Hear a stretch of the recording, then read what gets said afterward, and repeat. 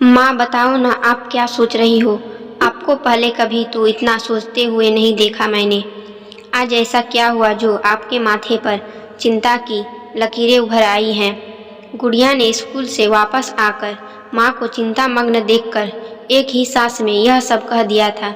गुड़िया के इस सवाल से उसकी माँ जानकी भी अवाक रह गई और वह बस इतना ही कह पाई, कुछ नहीं, बस थोड़ी थकान ज्यादा हो गई थी आज, तभी तुमको ऐसा लग रहा होगा।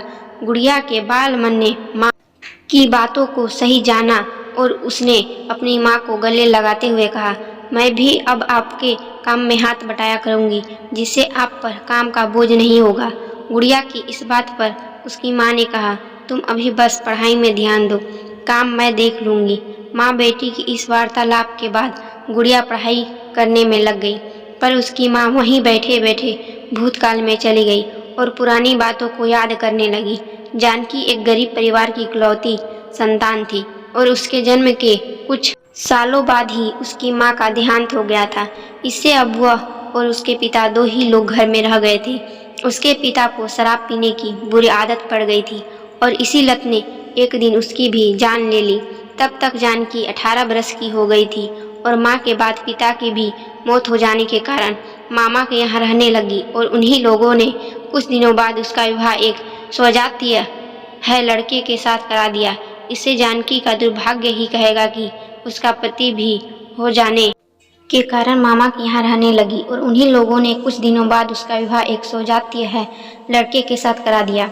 इसे जानकी का दुर्भाग्य ही कहेंगे कि उसका पति भी उसके पिता की तरह ही शराबी निकला और इस वजह से उसका वैवाहिक जीवन काफी प्रभावित हुआ।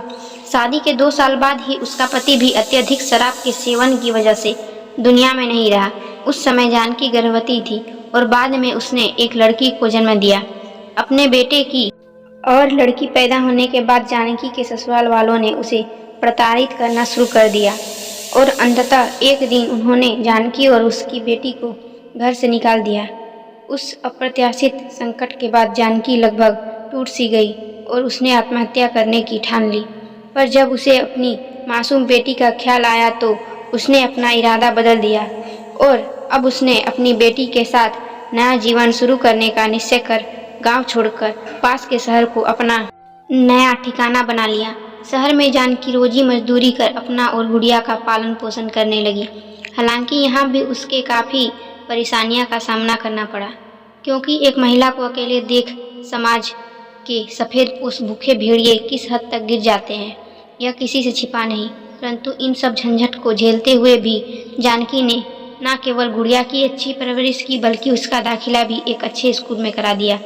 जानकी लोगों के घरों में घरेलू काम करते हुए दोनों का पेट भरने लगी। समय के साथ ही गुड़िया बड़ी होने लगी थी और यही अब जानकी के लिए चिंता का सबसे बड़ा कारण बन गया था, क्योंकि अब तक उसने तो जैसे तैसे करके अपने आप को और गुड़िया को भी लोगों की बुरी नज़र से बचा लिया था। पर आखिर वह कब तक गुड़िया की रक्षा कर सकेगी और कहीं वह भी उसकी तरह किसी शराबी के चंगल में ना फंस जाए तो उसका जीवन भी बर्बाद हो जाएगा। जानकी इसी बात की चिंता में मग्न थी कि गुड़िया स्कूल से वापस आ गई और उसने यह भाप लिया कि माँ किसी सोच में डूबी है। अपने माँ से उसका कारण जानना चाहा। हालांकि जानकी ने उसे थकान का बहाना बनाकर असली बात छुपा ली थी, पर वह अंदर ही अंदर इस बात को लेकर चिंतित जरूर रहने लगी थी। पर जानकी ने कभी हार नहीं मानी थी और इसी तरह मेहनत मजदूरी करते हुए दोनों माँ बेटी जीवन यापन करने लगी। कुछ दिनों के बाद गुड़िया ने इंटर पास कर लिया। गुड़िया ने अब घर में ही छोटे बच्चों को ट्यूशन देना भी शुरू कर दिया था और साथ ही कॉलेज में दाखिला भी ले लिया। इसी दौरान उनके जीवन में तब तक एक नया मोड़ आ गया जब उसके यहाँ पढ़ने आने वाले बच्चे के दादाजी ने उसे अपने छोटे बेटे के लिए पसंद कर लिया और उन्होंने जानकी से इस बारे में बात की। जानकी को तो पहले विश्वास ही नहीं हुआ कि उसकी बेटी के लिए इतने बड़े घर से रिश्ता आया है।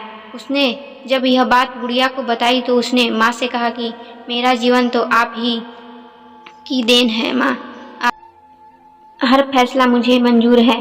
इस तरह गुड़िया का विवाह राकेश नाम के एक युवक से हो गया और दोनों अच्छे से जीवन यापन करने लगे। गुड़िया के ससुराल वालों ने न केवल उसे स्नातकोत्तर तक पढ़ाया, बल्कि उसकी मां का भी ख्याल रखते हुए उन्हें घर में ही टिफिन सेंटर चलाने हेतु सहयोग प्रदान किया, जिससे अब जानकी को दूसरे के यहाँ काम करने की जरूरत नहीं पड़ती थी।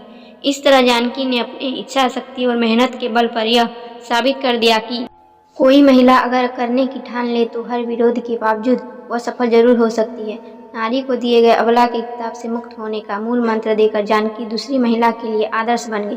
दोस्तों प्लीज़ कमेंट एवं शेयर करें।